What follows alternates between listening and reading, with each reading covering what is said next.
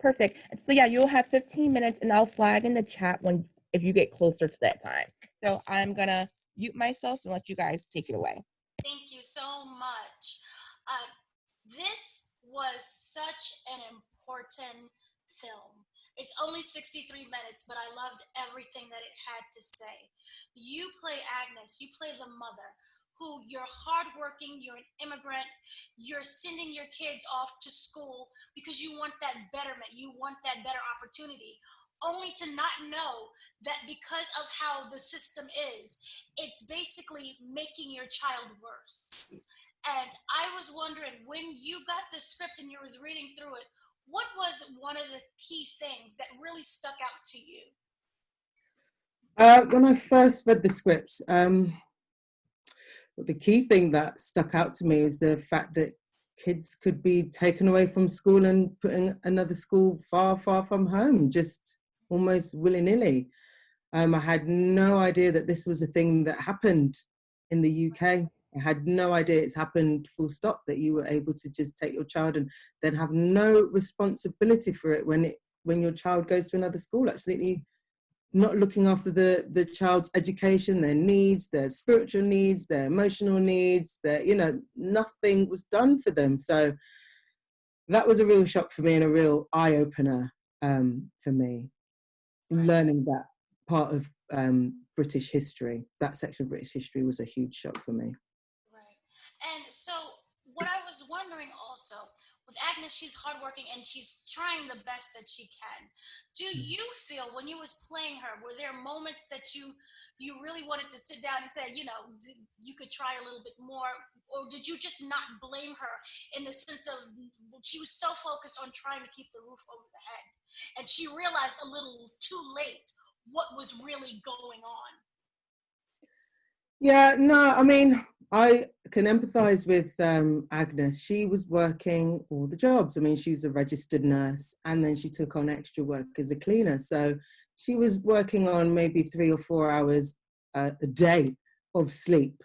And you have to remember that Agnes is from the Caribbean, from Grenada. So when you come to the UK during that time, you were told that the streets were paved with gold and, maybe the educational system is far superior to the one of yours in Grenada. So when you put your child into school at that time, the assumption is that your child will be taken care of because they're getting the best education in the best country in the world. But sadly for Agnes, she realised a little too late that her child wasn't being well looked after. So, yeah, I've been asked this question before, but I just think, if there's 2 parents in the house as well, I mean, how much, someone must be picking up the slack somewhere. If I'm bringing in my share of the money, or Agnes is bringing her portion of the household income, and the dad is, then things must be okay. But I think maybe Agnes had a bit of an inkling, but just was hoping it would sort itself out. Right.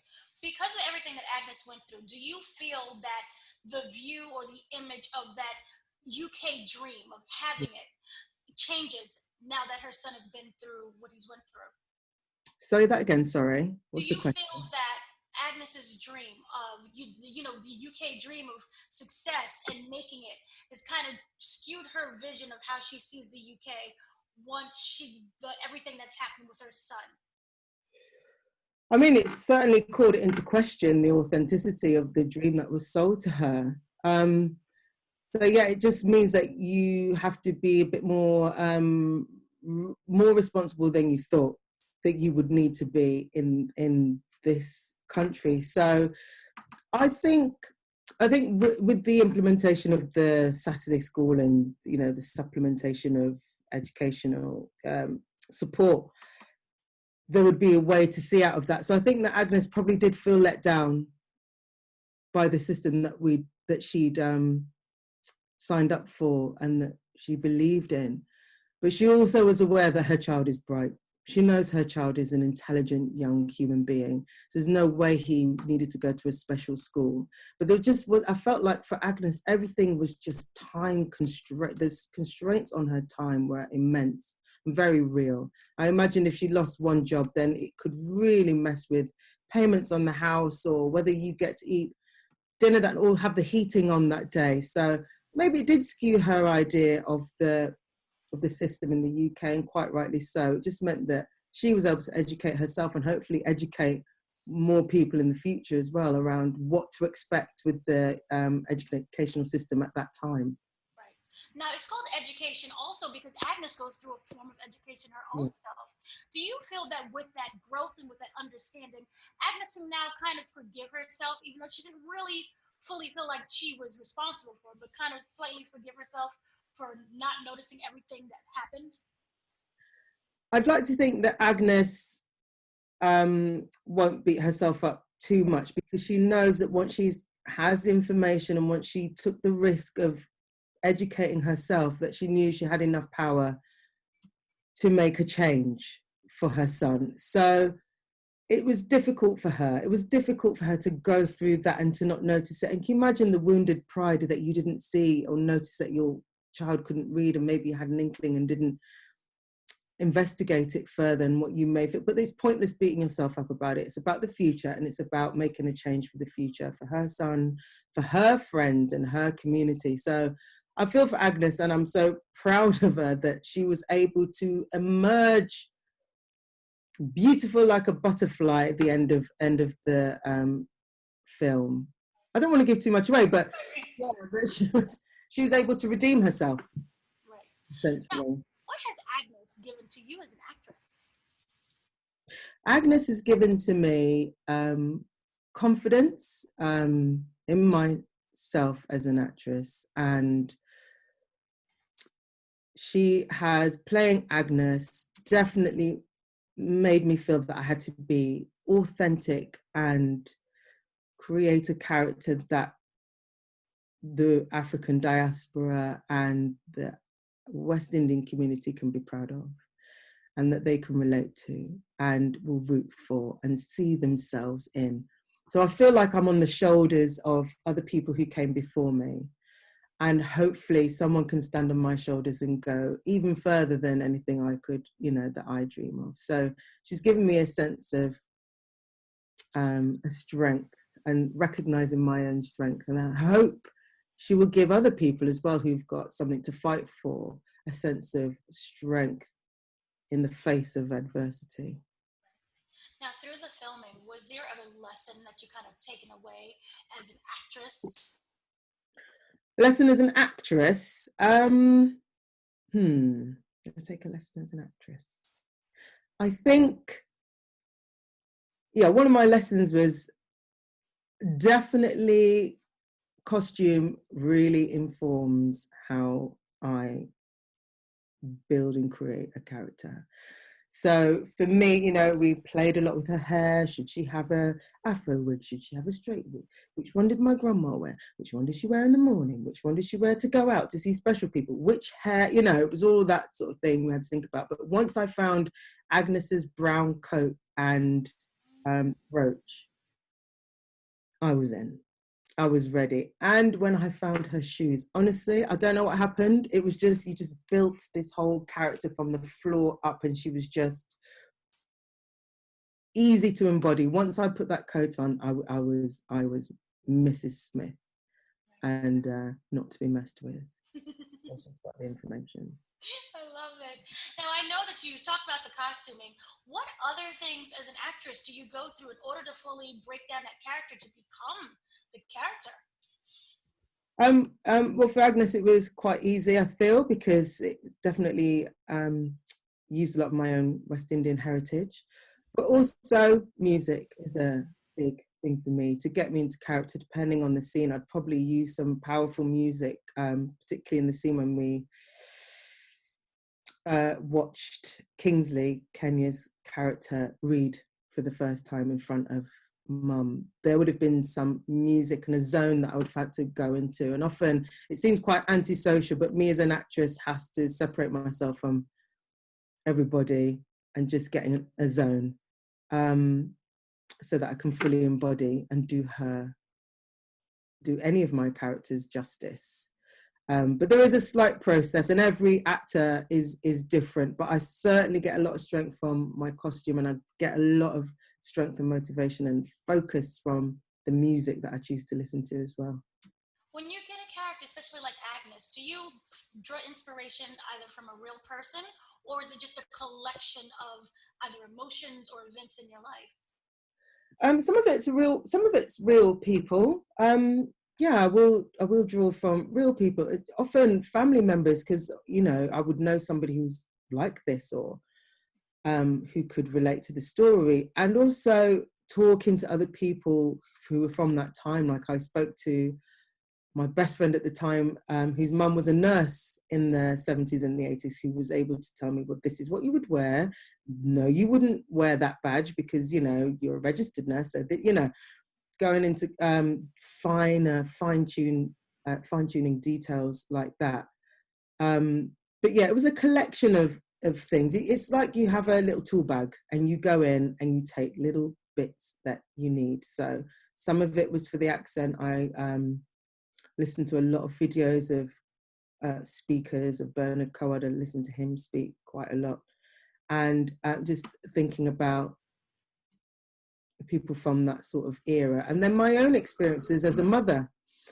I'm able to draw from that as well. I'm able to reflect on my choices as a mother to a teenage black son. All that really does feed into Agnes. So Agnes wasn't too far removed from the Sharlene who was portraying her, which I thought gave me access to her emotional life, certainly.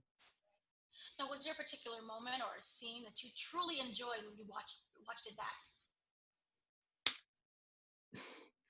That I truly enjoyed. I actually enjoyed the crying scene that I've just mentioned, when Kingsley was reading for the first time. I mean, maybe this is the wrong word, enjoy. But I mean, I felt quite removed from it watching it. I actually cried. How sad is that? I mean, I was there. I did it. I know what was happening, and I cried. But I just found it so moving once I removed myself from it and just thinking, you're listening to your son read for the first time. That's just heartbreaking. So in a very odd way, that is my way. I really enjoyed that. And there is no, that's the one I enjoyed. Wonderful. Now, looking back at it, if you could sit down as yourself, Sharlene, and give Agnes advice, what would you say? I'd say, Agnes, take some time for yourself if you can, and check in with those kids, with the children. I know everybody looks like they're doing well, but just check in anyway. Even your daughter who's studying, who's played by the lovely Tamara Lawrence, even your daughter, yes, she wants to do fashion, but just double check that she's okay. And find time. I think she did try to find time on Sundays, but Agnes was just so tired. It was difficult for her. And I'd say delegate some of the jobs to dad if you can. And I know it was a different era and the roles were separated out in a much more structured way, less fluid than they are today. But if she could have changed something, then perhaps change a little bit about the relationship with dad, if she could, but just to spend a bit more time with the kids. If she could find the time, then I'd say that. And also, don't worry, Agnes, it's all going to be all right. You soon won't have to work all those jobs. You can just focus on being a nurse. Now, looking back, if you could think of Agnes's best and worst qualities, would you say they kind of transformed by the end of the movie? Oh yeah, I think Agnes was definitely stuck in her ways. She was in a groove. She went to work at this time. She went to bed at this time in the day. She cooked the dinner. She was in it may have been hard work, but she knew exactly what she was doing every day. There was a routine. And I think Agnes was able to redeem herself by the end. And I am proud of her that she was able to do that. She was able to redeem herself by embracing the women who came to help, by reading the literature and taking it on board, because it could have actually been easy for Agnes to put that pamphlet right back where she found it. But the fact that she took the risk to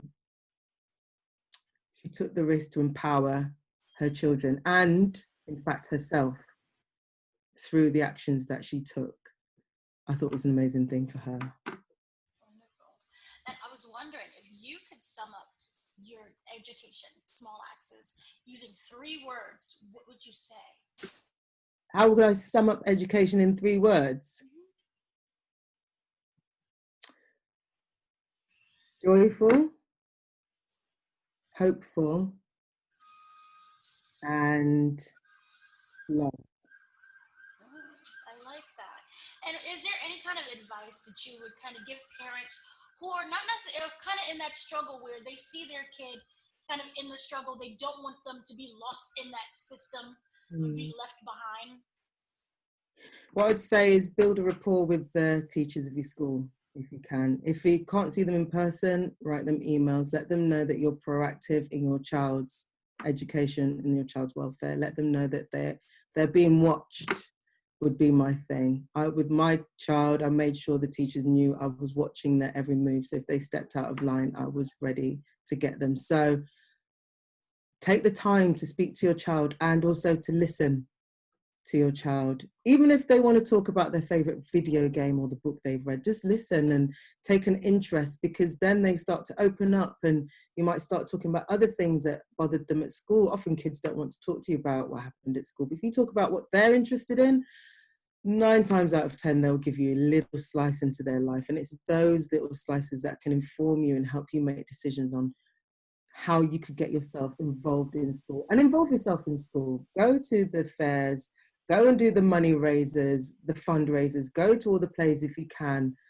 and just really engage with the teaching process, because it is over so quickly. It feels very long, but it's over so quickly, and a lot can change in a year or 6 months.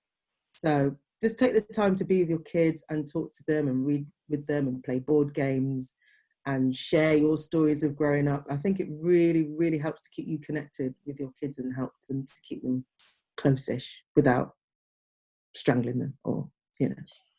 And what I love is the whole family in the movie. It seems like this is a real family, and it's so relatable. Was there any kind of rehearsal periods where you were able to form that bond? I don't think we had time to do that. I think what happened though, where we were such a lovely cast, like genuinely lovely people who were genuinely interested in each other's stories. So if we had time, we probably would have spent time and gone to dinner together. It was so genuinely warm, so that when we did get around the table, we were able to just fall into our natural characters and allow each other to get on with our work. I've been very lucky to be cast with these actors, with Kenya, Tamara, and with my husband. It was with Daniel. It was remarkable. I don't know how Steve did it, but it was just a natural, easy way into playing family life. Wonderful. Thank you so much for speaking with me. It was an absolute pleasure, Dana. Thank you so much for talking with me.